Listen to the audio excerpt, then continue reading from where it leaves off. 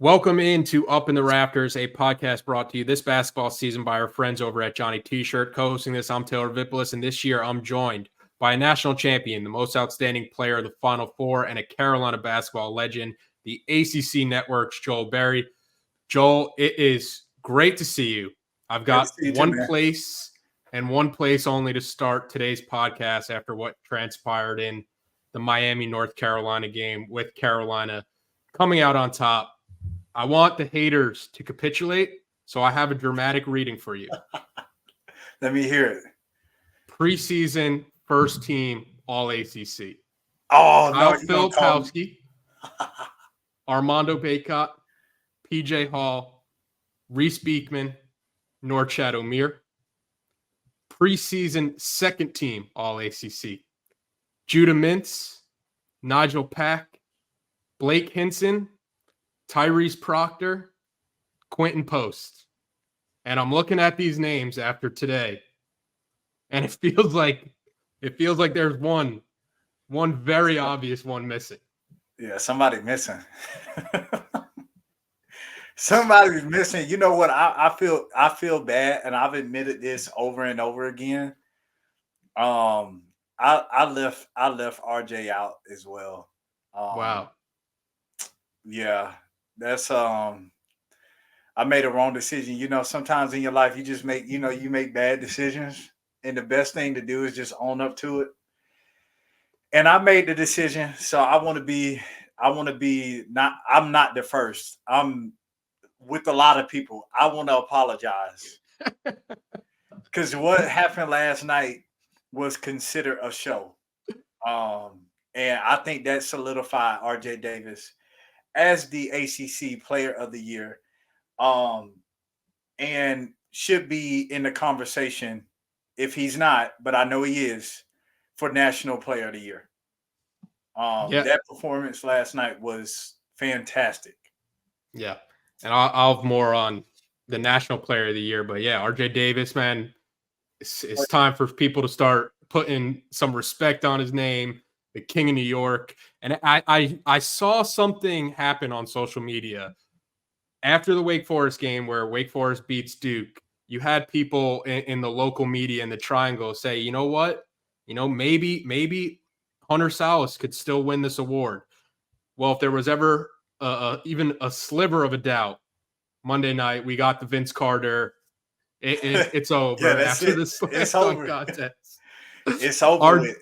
RJ Davis drops 42 points in UNC's win, 14 of 22 from the field, 7 of 11 from deep, a new Dean Dome points record. What was going through your mind when you're watching that performance? Well, I thought, there's like a 42-point performance, or like a performance like this where it's like, wow, like this dude has taken all the shots. Like you can tell the person has 42 points. It was one of those performances that was just like beauty, just because it was flowing. He wasn't shooting these outrageously crazy shots. He wasn't doing anything out of the ordinary. It was just within what they do on the offensive end and what he's been doing all year long. There weren't any shots that you're like, okay, he hasn't been doing that all year. Where does that come from? No, these are the shots that he's been taking all year long. And I thought that was the most impressive thing, was the fact that he did it within the system. He did it within the offense. And obviously you got to a point where you were like, if you were really watching the game, you were like, hold on, this dude, he's scoring basket after basket. How many points does he have? Hold on, let me look at the app. It was that type of performance. So that's what I was most impressed about, was just being able to do it effortlessly, and do it so efficiently. You started doing the math in your head, and I remember at one of the TV timeouts, I think they were talking about the Dean Dome record. And there was still 6 minutes left in the game, and you're looking at it and you're like, he's 2 or 3 points away. Yeah, he might smash past where this record is. But we talk about how players respond to the poor performances or the off nights, and how some nights off nights are going to happen. You have somebody like Reese Beekman, who is a great defender in the Virginia matchup against RJ Davis, and RJ goes 1 for 14 in that win against UVA, his worst game ever from the field, probably in his entire basketball career. And this is how he bounces back. What do you think that part of his game says about him? Yeah, I think that speaks to his maturation. The only reason, and the reason why I say that is because first off, he was still tied for the second leading scorer with both teams combined. I'm still just that's still crazy to me. Which is like, it just shows how much of an impact he has on the game. So I thought that was crazy. So I just wanted to get that out there. But secondly, I just think it shows, like, in the versus going against Virginia, like coming off a ball screen, it's impossible to score. And we've seen RJ just cook up a lot of teams coming off a ball screen, getting downhill. If they fight over, he can get in. He has one of the best floaters in the country. He can score in the mid-range. He can even get to the basket at times, as we saw last night. He threw that nice little left-hand floater over Norchad Omier, going down the paint. Against Virginia, they come off in a hard hedge like Carolina used to do, which is our whole goal was to get the ball out of the guy's hand and make someone else make a play. And I thought that, with RJ not forcing it, I thought that was great because it allowed everyone else to get involved. And he didn't force anything. And I know people see it as, oh, he had his worst performance. Yeah, but look at what he did. He got off the ball. He let the ball breathe, and he let everyone else have a chance to be able to play make. And we saw some ridiculous passes from Elliot Cadeau, which I wish Jalen Washington would have caught that one pass in the Virginia game. It would have been all over ESPN. But it allowed other people to score. Now you come to this game against Miami, their ball screen defense is a lot different. Now RJ can do what he does in being able to score the ball, being able to come off, manipulate pick and roll, score, shoot it from the three, get to his floater or get to the rim. So it wasn't the fact that it was a bad performance. That was what was needed for that game against Virginia with the way that they play defense. And then now you go against a man-to-man that plays the ball, ball screen, which, in the drop, not necessarily hedging out. Now you see he can get into his bag a little bit. And, hey, maybe they should have hedged the ball screen because they got cooked up last night. When you give up 42 points to an opponent, I just imagine you just have to go back to the drawing board. Oh, yeah. Something in your game plan just did not work that night. Yeah, something didn't work, but I at some point though, it's just like that last move that he did on Matthew Cleveland. It's just like that's one of the butt taps. He makes the shot, you tap his butt, say good shot, and you just gotta sometimes, man. Some players just have it to where you just gotta show respect and just say, look, man, you cooked us up tonight. We got to give it to you, young fella, because that's. In his interview, RJ said that this was by far his best accomplishment because of how hard it is in college to score 42 points. Like, It's really hard to do that. So it's just one of those games, man. You just got to give your respect. You got to put it behind you and move on. So I mentioned I was going to bring up the National Player of the Year conversation, and that's before I get to this next question, I'm going to put my hater hat back on and make the cases for both RJ Davis and Zach Edey. Okay. RJ Davis, natural three-level scorer, knockdown shooter, great handles, great speed. Zach Edey, tall. That's all. That's all I have. Oh man, I agree. I think Zach Edey is just like he's so different. He's playing like with the rim is like Fisher Price for him, and he's just so big. I think And I'm a little bit biased because I am smaller. I have had, you know, in the basketball world, not now, but in the basketball world, I had the so-called little man syndrome where, you know, I've always had to, you know, try to feel like I'm a little bit taller. So I'm a little bit biased from that standpoint, but I do think that like what RJ has been doing is something that like it's very impressive. It's in one of the best conferences in the country. Statistically, we've seen how many pros have came out of the ACC, how many first round picks year after year. And for him to doing what he's doing right now is very, very impressive. You know, it's a smaller guard that has to find different ways to be able to score the ball over length, creative ways. So I agree. You know, he's smaller, he's faster, he can score on all three levels. He's very crafty. And for me, Zach Edey is just like just catching the ball in the post. I'm 7'4". I'm just carving out space and I go and dunk. Like I'm not taking away anything from what he has done, but you know, it's not simple, you know, it's not anything hard. It's just catching the ball, going to the basket and dunking. So yeah, I agree. 2024 is the year of manifestation. We already spoke RJ Davis winning ACC Player of the Year into existence.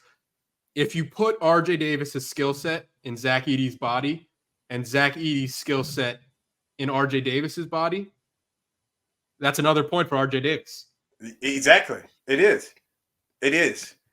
I agree, man. I think that I really think like what he's doing is just is very impressive with the and like he's not like let's remember this isn't just like in the ACC play. He was doing this against UConn. Yep. He was doing this against Kentucky. He was doing this against Tennessee. Like this isn't just something that he's doing tonight, you know, or last night. This or in the ACC. This has been all season long. Yep. And that's something that Coach Davis hit on in his post-game press conference where he said, quote, "It was great to see him play the way he did on the national scene tonight, but what he did, he's been doing all season." And that you had mentioned Elliot Cadeau and just the reaction to seeing what RJ Davis was doing out there on the court. And I thought one of the best pictures that the Carolina basketball team tweeted out was a picture after an RJ3, and you could see Elliot Cadeau's just kind of looking like just a fan in the crowd, just the shock of heat check after heat check, RJ Davis, what he was doing. Yes, exactly. I'll put that picture in there. And that's something I feel like we've talked about at times, but something I've noticed with this team, whether it's Elliot Cadeau or Harrison Ingram or the bench, it feels like these guys love to celebrate each other and they really don't care who's getting the credit or who's getting the shine that night. Yeah, you're 100% right. I sometimes am a little hesitant to listen to all the outside noise from fans because I know some fans can be very obnoxious. But what I've been hearing more than anything this year, obviously they've had a lot of success on the court. But what I've heard from like not even talent standpoint, a lot was this team looks like they love playing with one another. And I'm pretty sure that it's the same with you. That's what you've been hearing. And I've told people that I see the same thing. And I think loving who you are playing with is a very important piece of the equation. And this team, they do genuinely care about each other, and they don't care who gets the credit. They don't care who is the leading scorer. They just want to win. And obviously that's a testament to having a mature team, having those mature guys. I mean, RJ, fourth year. Harrison Ingram has a lot of experience. Cormac Ryan has a mortgage. Armando has a mortgage. Maybe some kids. And it's just like it's older guys. So that's what's most impressive to me, and that's what I like the most about this team is that they genuinely care about each other and they want each other to succeed, and they just want to win, and it doesn't matter who gets the credit. Yeah, definitely agree with that. Ellie Cadeau finished the night with 6 points, 5 assists, 2 turnovers. A lot of those assists, I'm assuming, were to RJ Davis. There was another thing I wanted to mention about RJ Davis on from Hubert Davis's post-game comments, where he was talking about what separates RJ Davis from other guards in the ACC, where Coach Davis said just a number of things. I mean, it's just on and off the court. When you're wanting to coach somebody, he's the example of what you want. And it's not just on the court. He gets it done in the classroom. He gets it done in the community. He's a great teammate. He's the hardest worker. We had shoot around this morning. He was the last guy in the gym getting up shots. From your experience being in that locker room as a former player, what does that mean to a team when your best player is the one who is getting there early and staying there late and being the guy that sets an example for the rest of the team to kind of follow? Yeah, the first thing my mind goes to, and I'm paraphrasing because I don't remember it word by word, but Kobe Bryant talked about him getting in the gym early, and when he showed up on the court and he took some of the shots that he took, none of his teammates really could check him. And the reason why he said that is because his teammates saw him putting in the work. His teammates saw him showing up before everyone and being the last one to leave the court. While his teammates were sleeping sometimes, or majority of the time, he was already in the gym in a full out sweat in his second workout. So what I'm getting at is that when you're that type of player and you're showing up like that, where you're I even heard it on the broadcast, 6 a.m. getting up, shooting, even if, he changed it on Monday because it was a Saturday, Monday game. So he moved it back a little bit, but he was still the first one in the gym. And then you talk about staying afterwards. Your teammates see that, whether you want to believe it or not, they see it. So when he's out there shooting those shots, they can't say anything. Why? Because they see he's in there putting in the work. We can't say anything. And so that's what comes to mind for me is that RJ has just been putting in the work. And I put a quote on Twitter today, and I just said, my dad always used to tell me, man, sometimes you just got to let the smoke clear. Sometimes you just got to put in the work and you got to wait for your opportunity. And RJ has been putting in the work. He was averaging 8 points his freshman year. Now he's averaging 21 points. Yep. That's putting in work, man. That's putting in work when no one's watching, when no one's clapping for you.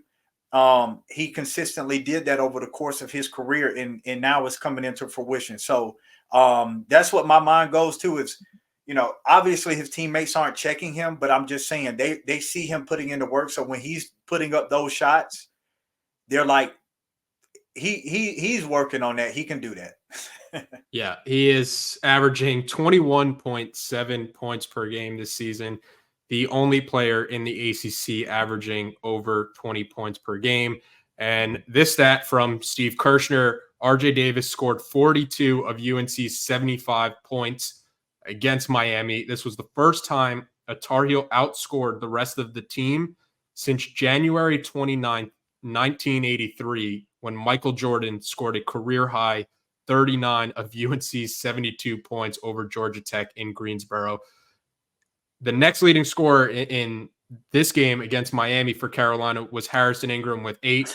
And I want to talk about all the positives from this game before we talk about the negatives and Carolina almost inexplicably blowing this game. But Harrison Ingram's offense, it's been a bit up and down over the past month or so, but he makes a couple of winning plays every game off effort alone. There was one play where I remember Miami had a skip pass for a 3 when they're trying to close the gap. Ingram gets a hand to it, gets an easy fast break layup. Yep. One of the missed free throws, Harrison Ingram's the one who tips it back and keeps the possession for North Carolina. Yeah. How valuable is it what he brings to the team beyond just the numbers that he's putting up in the box score? It's so valuable. And I know like you want a player to stay consistent throughout the year because you want to be able to understand going into each game what each guy is going to do. it's hard to really game plan when you have a guy that's could give you 35 one game, but also could give you, eight, not 35 a game. That's a lot, but 15, 15 a game, but then he's down at 2. It's just a wide margin. So it's just really hard to kind of tell what's going on. But with Harrison, when you look at his points, you really can't, that doesn't really tell the whole story. Just because of his what he can do throughout the whole stat sheet. You look at it, he has 8 points, but he also got 10 rebounds. He also has 2 assists. I know that's not a lot, but it's still something. He's impacting the game in other ways. So I think that, when you look at a guy like him, he's really my Draymond Green of Carolina. He does all the things that you want a player to do in his position, rebound. He will score the ball, but every game presents something a little bit different. But he also shows up in big time moments whenever there needs to be a stop. Momentum was swinging to Miami's way. Like you said, he gets a stop, goes down and gets a layup on a ball that could have went out of bounds. He just kept pursuing it. I just think he's one of those type of players where you can't just focus on his scoring. I know he went 3 for 13, but you can't just focus on that. He does a lot more things that sometimes they don't show up on the stat sheet. Yeah, you can't game plan against his effort and that play that we were both talking about. It felt like Miami kind of gave up on it, and Harrison Ingram was like, "No, I have the speed to chase this down, and I'm gonna steal a basket here." But a quick break so I can remind everybody about our friends over at Johnny T-Shirt. If you're going to be in Chapel Hill, you can visit them on Franklin Street. If not, no worries. You could go to johnnytshirt.com. They have all the Carolina apparel that a Carolina fan could possibly want. The hats, the jerseys, the T-shirts, you name it, they will have it. Great people, great customer service. They're always running great sales. And I just went on their website today, and I see that they are currently having a Leap Day sale where you could celebrate February 29th with 29% off on 29 UNC items through March 1st. So yeah, Johnny T-Shirt, great people, great customer service. And don't forget, Inside Carolina Premium subscribers save 10% off their orders. First part of the podcast, we talked about the positives. We have to talk about the negatives in this game. Carolina is up 13 with 4:19 left. I made a mark of that. The late game collapses have been a staple for this team, just as RJ Davis has been great for this team. It feels like it's something that you can count on almost every game where this team gets into a lull and the other team gets back in. Up 13, 4:19 left. You blink, Miami has the ball with 58 seconds left, down 2. How did it happen, and why does it keep happening to this North Carolina team? Yeah, man, it's one of those things where it's like they get kind of comfortable with the lead, and then they try to make the home run plays, and you don't realize, like, sometimes all it takes is one turnover. And I kid you not, every time I see a turnover, not all the time, but it's up there. Every time I see a turnover or a bonehead mistake, it always leads to a basket. Always.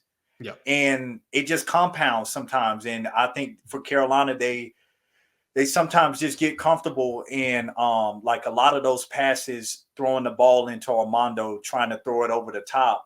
And Miami just got a steal, and they were able to get out on the break and make some baskets. And then they were able to, from the 3-point line, that's what really kept them in the game. They made 14 threes. So when you talk about being able to stay in the game, hitting threes is what you want. But I look at the points off turnovers. There were 21 points off of turnovers. So, you just can't have that. You don't want to give up 21 points to any team, let alone, a team they were down. But the reason why they were able to stay in the game is because of the bonehead mistakes that they were making with trying to throw the ball over the top. And they did that multiple times. And, you would think they would learn, but they just kept throwing those passes. So, No, you look at the stat sheet, that's what stands out to me as those points off turnovers. Yeah, not only was Miami down trying to play from behind, they were down two starters. They don't Yeah. have Wooga Poplar and they don't have Nigel Pack. And I think a lot of Carolina fans went into that game expecting Carolina to run the score up. I know Inside Carolina's Greg Barnes mentioned it as a great opportunity for North Carolina to kind of game the metric system and really blow Miami out, similar to the way Duke did when Duke went down to Coral Gables and Miami was down a couple of starters. But obviously that doesn't happen with Carolina only winning by 4. And it wound up not costing them. But Carolina shooting 12 of 21 from the free throw line at home too. Inexcusable. How do you kind of address that situation? Because it really hasn't felt like that's been a weakness for this North Carolina team this season, but it got to the point where in those late game moments, it felt like the players were almost expecting to miss when they were stepping up to the line and having the chance to kind of put the game away. Yeah, and these are the things that you have to clean up as you're getting ready to go into the ACC tournament.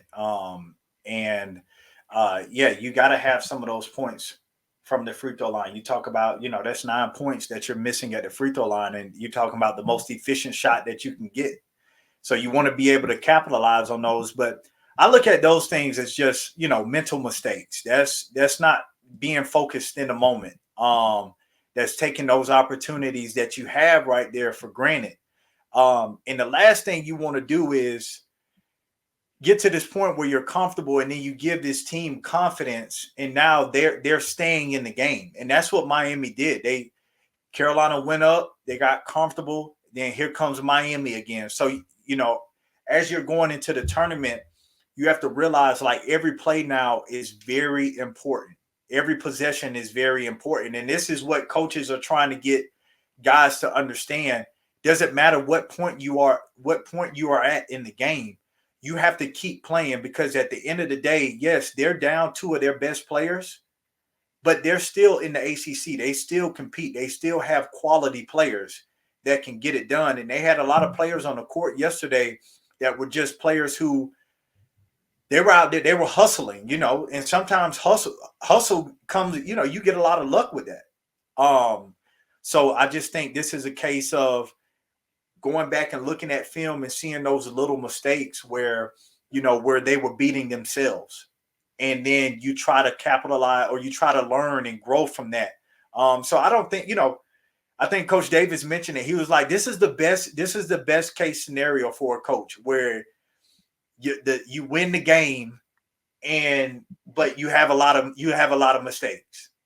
Yeah. And now we can go back to the drawing board. We won the game, but we can go to the drawing board, and now we can come to it with a different perspective rather than a losing perspective. We can come with it and see it with clear eyes and be able to see where those mistakes were. Before we wrap up, a big shout out to our friends at Congruity. Congruity is a North Carolina-based national coverage, local presence company with personal support straight from the Tar Heel State. Congruity is empowering small and mid-sized business owners with HR and payroll outsourcing, enabling you to grow your business while they take care of your greatest assets, your people. And they are doing it with top-of-the-line technology and services for every stage of your business's growth with a state-of-the-art online platform. Congruity, they are obsessed with customer service, where they become part of your team.